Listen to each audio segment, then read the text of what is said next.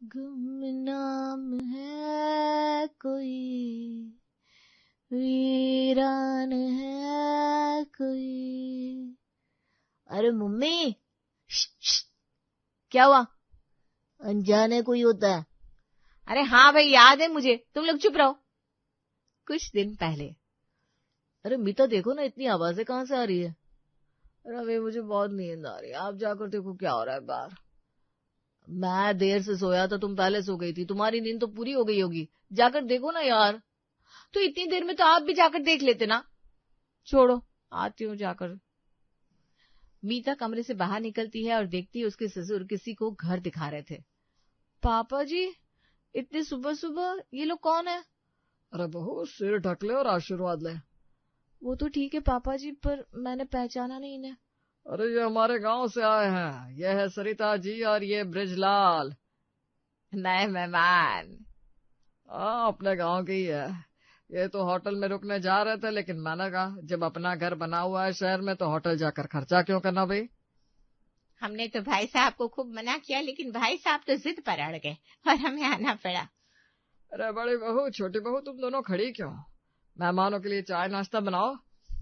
जी पापा जी। चलिए देवरानी जी। हाँ आती हूँ दीदी। दोनों बहुएं सुबह सुबह की नींद खराब करके किचन में आ चुकी थी। दीदी ये क्या है, हर महीने कोई ना कोई मेहमान आके रुक जा रहा है हमारे घर में। अब मैं क्या ही बोलूं, पापा जी को तो कुछ समझ में नहीं आता। अरे इनको समझ में क्यों आएगा, इन्हें थोड़ी ना खाना पीना बनाना होता है मेहमानों के लिए। अब जल्दी जल्दी काम कर ले मेरी माँ, फिर बच्चों का टिफिन और इनका नाश्ता भी रेडी करना है। मीता और सुरभि नाश्ता टेबल पर लगाकर अपने कामों में लग गई। देखो भाई साहब, मैं तो सबकी मदद करने में विश्वास रखता हूँ। वैसे भी जब मैं गांव से आया तो किसी ने रुकने के लिए एक छत तक नहीं दी थी। बस उसी दिन मैंने तय कर लिया कि मेरे गांव के लोग तो मेरे यहाँ ही रुकेंगे। वाह भाई साहब वाह, आपकी सोच तो बहुत बढ़िया है। और बहुएं भी तो देखो कैसे मेहमानों के लिए लगी रहती है। अरे सब भगवान की कृपा है। अब आप लोग आराम कीजिए, कुछ भी जरूरत हो तो मीता और सुरभि से कह दीजिएगा। जरूर जरूर। हमारा कमरा कौन सा है? मीता बहू, मेहमानों को कमरा तो दिखा दे बेटा। जी पापा जी, अभी दिखाती हूँ। जाओ दीदी, शुरू करो। ये आपका कमरा है, ये खिड़की है, ये बाहर की तरफ खुलती है, ये बाथरूम है, इस नल से गर्म पानी आता है, इससे ठंडा। अरे बस करना, अब तू मेरी नकल उतारेगी। नहीं दीदी, मैं बस याद दिला रही थी। घर नहीं होटल ज्यादा लगता है अब तो। और हम यहाँ के स्टाफ। मैं बच्चे को तैयार करके स्कूल भेज देती हूँ, उसके बाद दोपहर के खाने का सोचेंगे। मीता मेहमानों को कमरा दिखाने ले जाती है। आपको कोई भी जरूरत हो तो मुझे बता देना। हाँ बेटा, अभी तो थक चुके हैं, दोपहर का खाना बन जाए तो हमें बुला लेना। जी जी, आप लोग आराम कीजिए। मीता कमरा दिखाकर वापस अपने ससुर के पास आती है। पापा जी, आप हर महीने कोई ना कोई नया मेहमान घर ले आते हैं, क्या अच्छा लगता है आपको इसमें? अरे बेटा, हमारी कोठी कितनी बड़ी है, अगर 2-4 दिन को कोई आकर रुक भी जाए तो क्या समस्या है? आपसे तो कुछ भी कहना बेकार है पापा जी। बेटा दोपहर को कुछ अच्छा खाने में बना लेना, पहली बार आए हैं गांव से, तुम्हें आशीर्वाद देकर ही जाएंगे। जब से शादी करके आई हूँ आशीर्वाद ही लिए जा रही हूँ, एक दिन भी ऐसा नहीं आया जब इस घर में कोई अनजान आदमी घूम ना रहा हो। अरे बहू, बस कुछ दिन की बात तो है। दीदी इधर आइए जरा। हाँ अभी आई। सुरभि किचन में टेबल पर खड़ी हुई थी। क्या हुआ, तुम ऊपर क्यों चढ़ गई हो? दीदी वो देखे ना मकड़ी। मकड़ी तो उससे क्या डरना, वो तुम्हें खा थोड़ी ना लेगी। दीदी मुझे कीड़े मकोड़ों से बहुत डर लगता है, आप इसे भगा दो, नहीं तो मैं नीचे नहीं आऊंगी। अरे हाँ भाई ठीक है, भगा देती हूँ। मीता मकड़ी को किचन से बाहर फेंकने जाती है, तभी उसे बाहर सरिता दिखती है। अरे मकड़ी। हाँ वो किचन में घुस आई थी। अरे दूर रखो इसे मुझसे, मुझे बहुत बुरी लगती है ये। अच्छा अच्छा ठीक है, वैसे आप यहाँ क्या कर रही हैं? आप तो आराम कर रही थी ना। अरे तुम्हारे हाथ का नाश्ता खाकर सारी थकान ही दूर हो गई। अच्छा अच्छा ठीक है, आप देख लीजिए, हमारा घर तो इतना बड़ा है, पूरा देखने में एक दिन लग जाता है। हाँ भाई साहब ने बहुत तरक्की कर ली है। मीता सरिता को छोड़कर वापस किचन में आती है। दीदी कुछ पता चला कितने दिन के लिए आए हैं ये मेहमान? नहीं भाई, अभी तो पूछा नहीं मैंने, पर तू टेंशन ना ले, 2-4 दिन में चले ही जाएंगे। अगर ऐसा है तो अच्छी बात है, दोपहर के लिए दाल चावल और सब्जी रोटी बना रही हूँ दीदी। एक बार इन लोगों से पूछ लेते तो अच्छा रहता, क्या पता कुछ और खाना हो इन्हें। अरे पूछने की क्या जरूरत है, मैं खुद आ गई ना।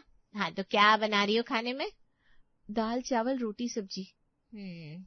देखो दाल तो हम खा लेते हैं, लेकिन सब्जी में ये सिर्फ पनीर ही खाते हैं, और मैं आलू की सब्जी भी खा लेती हूँ, तो 2 सब्जियां बना लेना। जी ठीक है।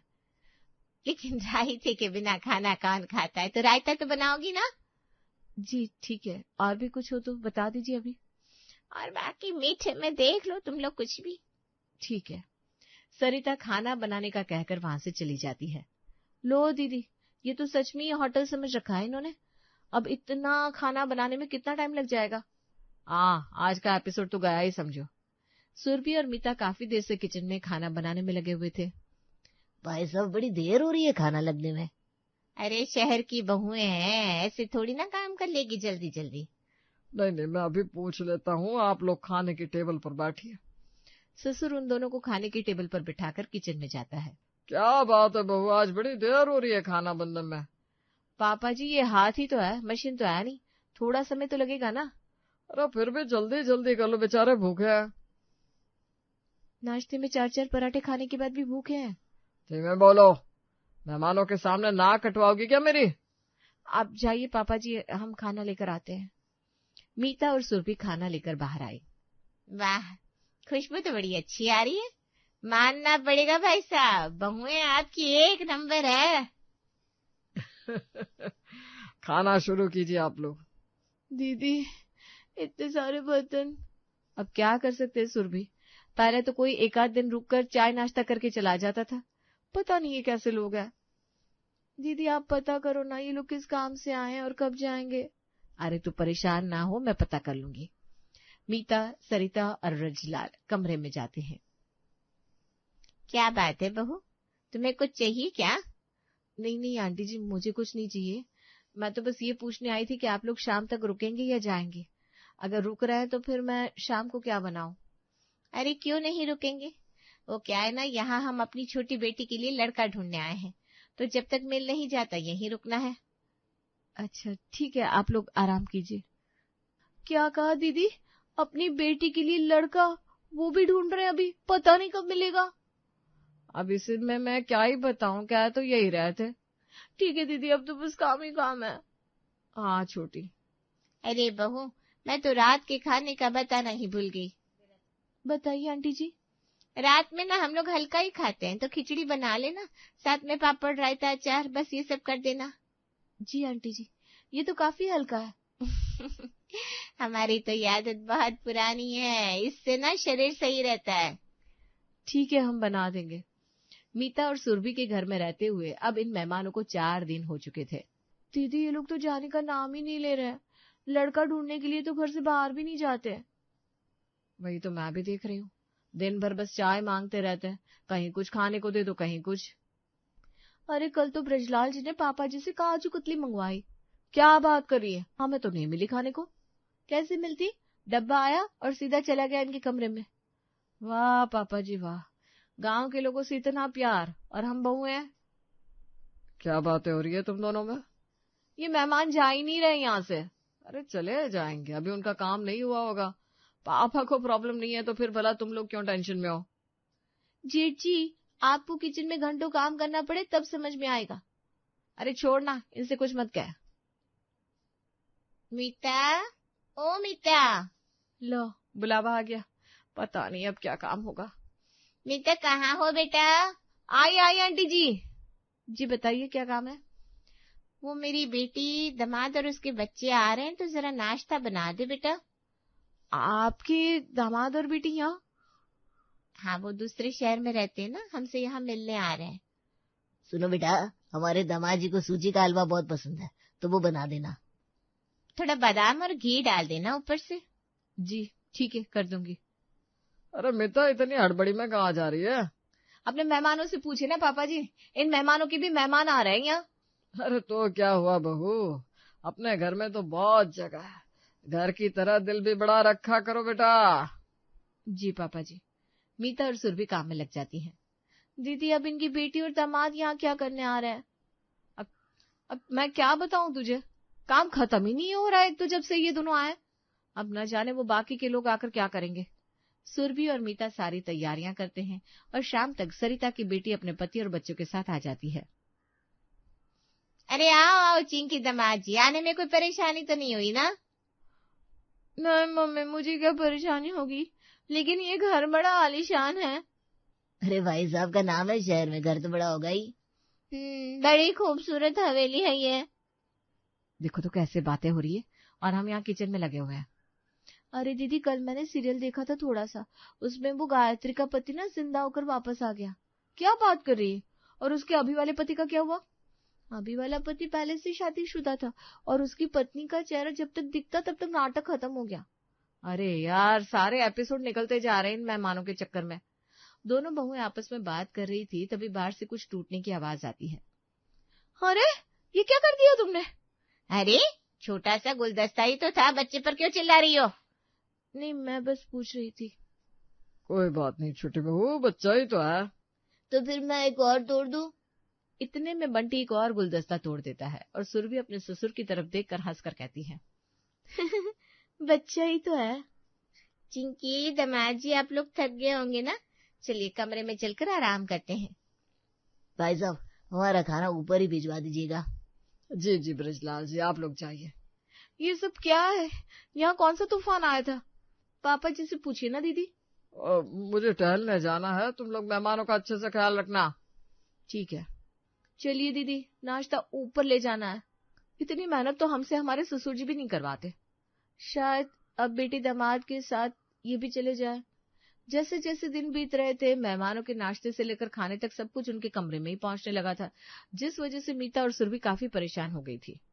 मुझे नहीं देखना, ये टीवी मेरे दादाजी ने लगवाया, मैं देखूंगा। पर मैं नहीं देखूंगा, मेरी नानी ने कहा जो मन में आया करो। मम्मी देखो ना, ये मुझे कार्टून नहीं देखने दे रहा। अरे बबलू बेटा, बंटी छोटा है ना तुमसे, उसे देखने दो टीवी। लेकिन आंटी। लेकिन कुछ नहीं, तुम जाकर अपनी मम्मी से चाय बनाने को बोलो, जाओ। ठीक है। बबलू उदास होकर मीता के पास आया। क्या हुआ बबलू, तू परेशान क्यों है? मुझे टीवी नहीं देखने देता वो बंटी का बच्चा। ऐसे नहीं कहते बबलू, वो भी क्या करे दीदी, जब हम परेशान हो गए तो वो तो बच्चा है। अरे कुछ तो करना पड़ेगा, ये लोग ऐसे तो नहीं निकलने वाले। क्या करोगी दीदी? मकड़ी कहाँ है? अरे कहीं नहीं है, मेरे पास एक मस्त प्लान है। मीता सुरभि और बबलू को अपनी सारी प्लानिंग बताती है। तो तुम दोनों तैयार हो ना? हाँ दीदी। बबलू बंटी के साथ खेलने जाता है। तुम टीवी देखने आए हो क्या?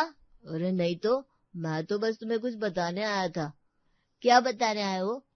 आज रात को कमरे से बाहर मत निकलना। क्यों? अरे आज हमारी दादी इस हवेली में घूमने आने वाली है। अच्छा, तो इसमें क्या बड़ी बात है? लेकिन वो तो मर चुकी है ना। है क्या? बंटी इधर तो आ। आया नानी। लो, काम हो गया। क्या हुआ बंटी, ऐसे क्या देख रहा है? नानी, आज रात को बबलू की दादी आने वाली है घर में। अरे तुझे किसने कहा ये सब? बबलू ने। ऐसा कुछ नहीं होता, मैं जरा देख कर आऊं, अभी तक खाना क्यों नहीं आया? सरिता किचन में आती है और आती ही कहती है, अरे छी, ये सब क्या है? क्या हुआ आंटी जी, इतनी गंदगी क्यों है किचन में? ऐसे कैसे खाना बना रहे हो तुम लोग? आंटी जी, यहाँ हम दोनों ही काम करते हैं, अब जितना हो सकता है कर रहे हैं। और कहाँ से गंदी लग रही है, एक दो जाल ही तो लगे हुए हैं। और ये मक्खी, ये लो, इसे अभी मार देती हूँ। सुरभि हाथों से मक्खी मारने लगती है। अरे क्या कर रही हो तुम, ऐसे किचन में खाना बनाओगी क्या? आंटी, इसी किचन का खाना तो आप खा रही हैं इतने दिन से। मम्मी, ये कितनी धूल जमी हुई है यहाँ सोफे पर, ऐसे लग रहा है किचन में लौट कर आया है कोई। और क्या, जगह जगह देखो जाले लग गए, ये घर अब तो कोई खंडर सा लगता है। आप लोग अपने कमरे में जाइए, हम खाना लेकर आते हैं। सुरभि, तू आटा लगा दे। हाँ दीदी। अरे हाथ तो धो ले। सुरभि अपने हाथ कपड़ों से ही पोंछ लेती है। साफ तो है आंटी, देखिए। अरे जल्दी कर, आज हमें वो कमरा भी खोलना है। कौन सा कमरा? आज हमारी सासू माँ का जन्मदिन है, उनका कमरा खोलना है हमें। आप लोग ऊपर के कमरे में ही रहते हैं ना, आपके कमरे के सामने वाला कमरा ही तो है उनका। अच्छा, खाना कमरे में भेज देना। जी बिल्कुल, आप जाइए। मीता और सुरभि अपनी सास का कमरा खोल देती है और उनकी कुर्सी बाहर निकाल कर रख देती है। ये क्या कर रही हो तुम लोग? अरे हमारी सासू माँ और दादी सास को ये कुर्सी बहुत पसंद थी। अपने जन्मदिन के दिन वो आती है इस पर बैठने और बैठकर झूलती हैं। क्या मजाक है? मजाक नहीं है, हमारी सास है। अच्छा होगा आप लोग ना अपने कमरे में ही रहना। चलो दीदी, रात हो गई है, हम भी अपने कमरे में जाते हैं। मीता और सुरभि अपने कमरे में चली जाती है। बबलू अपने दादाजी के कानों में हेडफोन लगा देता है और चुपचाप उनके कमरे से निकल जाता है। रात के 12 बज चुके थे तभी हॉल में फोन की घंटी बजती है। अरे ये अचानक से फोन कहाँ से बज रहा है और कोई उठा क्यों नहीं रहा? तुम जाकर देख लो, सब लोग सो रहे होंगे। ये कौन फोन बजा रहा है, देख कर आती हूँ। चिंकी और सरिता अपने अपने कमरे से बाहर निकलती है और उनके बाहर निकलते ही घर की लाइट बंद हो जाती है। मम्मी, आप दिख नहीं रही है मुझे, कमरे से तो बाहर आई थी ना। हाँ बेटा, मैं यहीं खड़ी हूँ, अंधेरा बहुत है, कुछ नहीं दिख रहा। तभी सामने वाले कमरे में से कुछ चमकता हुआ बाहर आता है और सफेद साड़ी में मोमबत्ती पकड़े मीता कुर्सी पर आकर झूलने लगती है। गुमनाम है कोई, अनजान है कोई, किसको खबर।